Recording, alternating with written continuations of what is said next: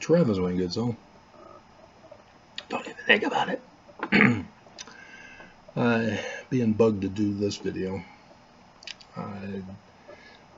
The previous video that I've already uploaded on YouTube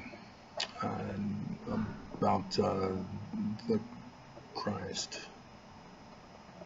concerning the Christ, whatever it was. You'll notice a grove of trees. They're the redwoods, in case you didn't know, and Michigan with the Great Lakes. The first vision of Joseph Smith with Nephi coming to Joseph Smith. Remember, we're all about the Joseph Smith papers now. We're doing away with all the lies and cover-ups and editings of the church. And it's not about setting up Joseph, because if you'll notice in 2 Nephi chapter 3, it's talking about Joseph. Well, that was senior, in case you didn't know. Book of Mormon is not literal. Remember, Jesus is in there? So it's not literal, because we all know from the first vision, the first creed of Christianity was that Jesus is an abomination. But in so showing that we're not Christian, and that Jesus is not our Christ, and setting up Joseph Smith to be our Christ, the founder of Mormonism, it's also a prophecy for the last days Christ that Joseph Smith also talks about, section 103:16. Raise up a man among my people who shall lead them like as Moses. That comes from Nephi talking with Joseph about Deuteronomy chapter 18, starting in verse 15, about the man like Moses in the latter days. And so the grove with the lakes of Michigan, where does that come from? What is Joseph Smith doing? Because Joseph Smith is fulfilling it, because he starts the whole thing off with being visited by the Messiah and his father, and he's in the grove of trees, and he's in western New York near the Great Lakes. And so what you have is a prophecy fulfillment, as Joseph Smith was commonly trying to do. You know, the Isaiah passage with Charles Anton to make up for Martin Harris. That's from Ezekiel chapter 17. And Bruce R. McConaughey puts in, Ezekiel shows in a parable how Israel, while subject to Babylon, and remember 1 Nephi chapter 1 verse 16, Babylon shall fall. Babylon. Who's Babylon? It's not Babylon. Babylon's fallen a long time ago.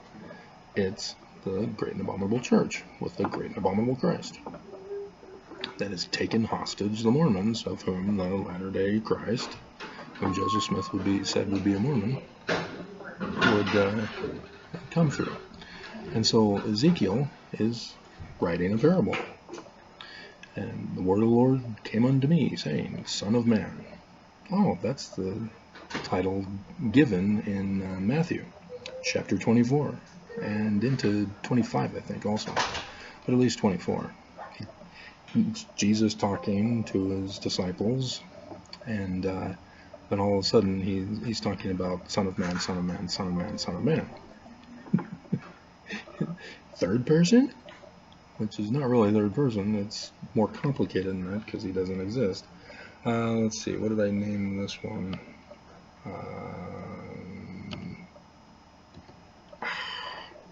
I just finished the other video on Mormon. Okay. Going to lunch here, and written in the learning of the Jews. So that's what Joseph Smith was doing with his 1838 history. He was writing it in the learning of the Jews. And we've all been deceived to miss it. Put forth a riddle and speak a parable unto the house of Israel. So he talks about a great eagle with great wings, long feathers, diverse colors, comes to Lebanon. What's with Lebanon? Well, all of this has to do with the Egyptians. Because Osiris's first death, his coffin with 9-inch nails lands on the beach of Beirut, Lebanon, which was Babel. Yeah, the Tower of Babel, not Babylon. But interesting how they put Babylon with Babel. And took of the highest branch. If you've ever read your Isaiah or Jeremiah, and I think there's at least one other guy who calls the Messiah the branch. Ta-da! They're all referring to this Egyptian story anciently, because the coffin, a tree of cedar of Lebanon, then grows in its place, and the king of Lebanon, king of Babel, comes and carves it into the Dej pillar of Osiris, the Tower of Babel, and it's kind of merged after many millennia. Messed up.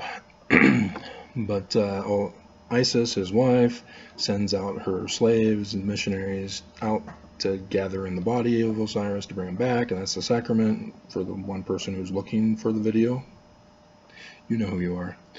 And then gives birth to Horus. So when Horus goes back to take on Set, who murdered his father, for the throne, the way Horus wins is he feeds him salad with special sauce. Set gets pregnant, gives birth to the branch, and shows that that's Horus, and thus Horus wins.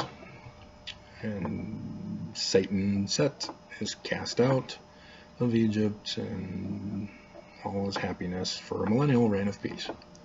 That's where it all comes from. And so that's what it's referring to here.